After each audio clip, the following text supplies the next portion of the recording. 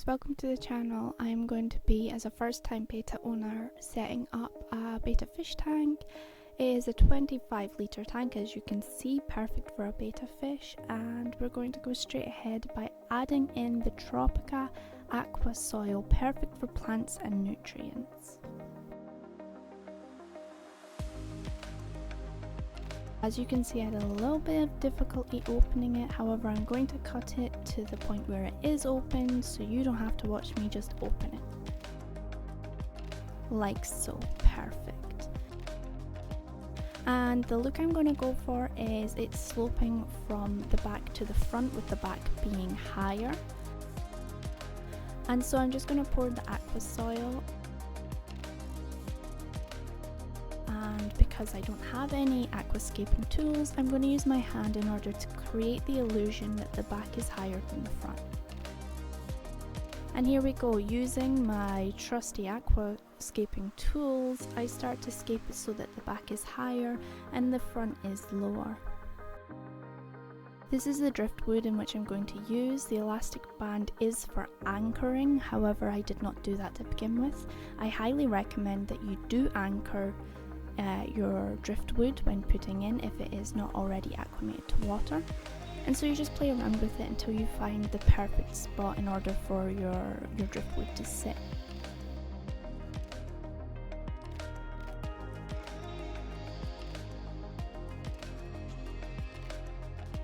And so I eventually find it and I am relatively happy with it, and that's the one we go for. Now I'm anchoring it a bit by making sure the aqua soil covers parts of the driftwood, however I'm going to be using sand to give the same effect. I did not anchor it, as I said previously, and so it ended up disturbing the scape and I had to anchor it. I highly suggest that you think of those things beforehand, as it was a rookie mistake. And so now we're moving on to the Lovefish decorative gravel and sand, and we're giving the same kind of look and effect by adding on top of the aqua soil.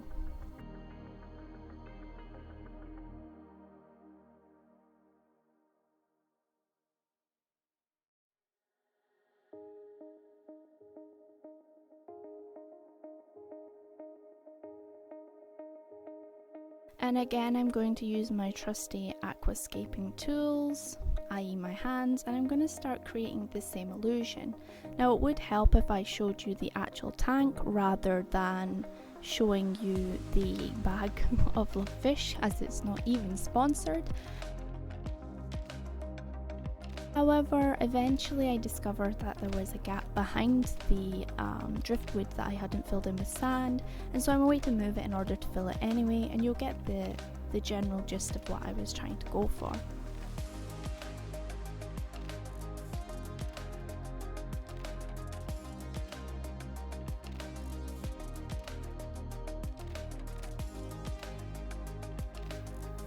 And so we fill in the back, and as you can see, this is the kind of look and illusion I'm trying to go for with the tank, the back being higher up. I quite like the position of the wood so far, and so we go with it.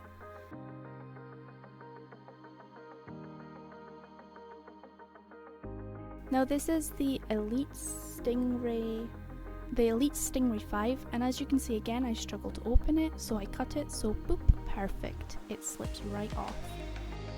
This is a perfect filter for up to 25 litre aquariums.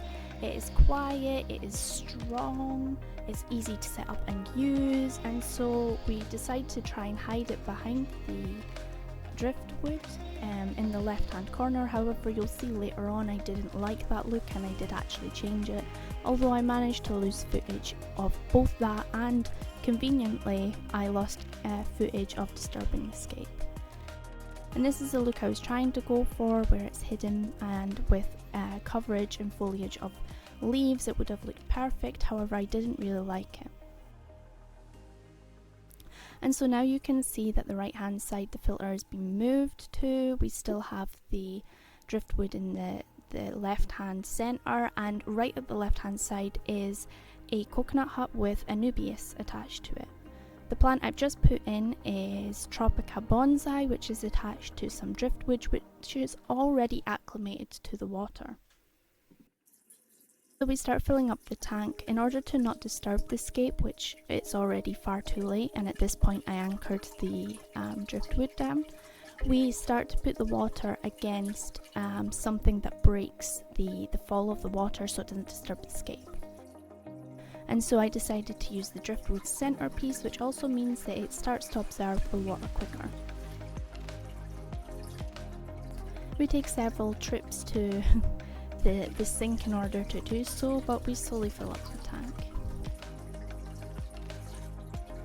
As you can see, I haven't added in a heater yet. However, it was added in closer to time of the fish being added, and it is the Thermoratic ICA heater. It's 25 watts and it's perfect up to a 38 litre tank.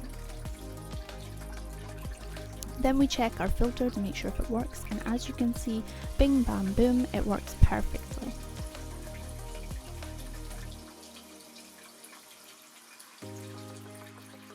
We just finished filling up the tank. Betta fish needs some form of access to air, so we don't fill it up completely.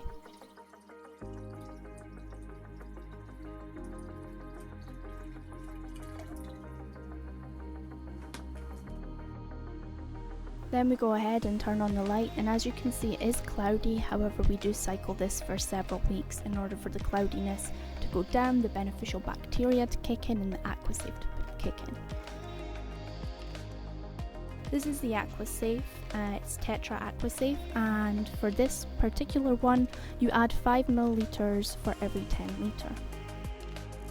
This is Tetra Safe Start Bacteria, and this is 5 milliliters per 6 litre of aquarium. These will be perfect for your fish, as Aqua Safe gets rid of the chlorine in water and any hard elements, and the bacteria just starts to acclimate your tank. As you can see, the Nubius rooted very well. More plants were added slowly. The tank declouded, and the water tinted ever so slightly, which is okay because betta fish don't like high pH.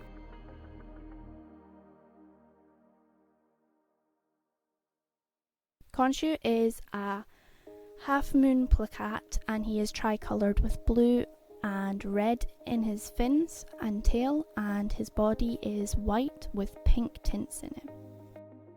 Moss balls and more Anubia were added into the tank in order for him to have more coverage and foliage, and also 3 fire shrimp and 1 Anmano shrimp was introduced too, but he was already housed with shrimp when he was in the shop, so I thought it was no problem introducing him to a new tank with the shrimp.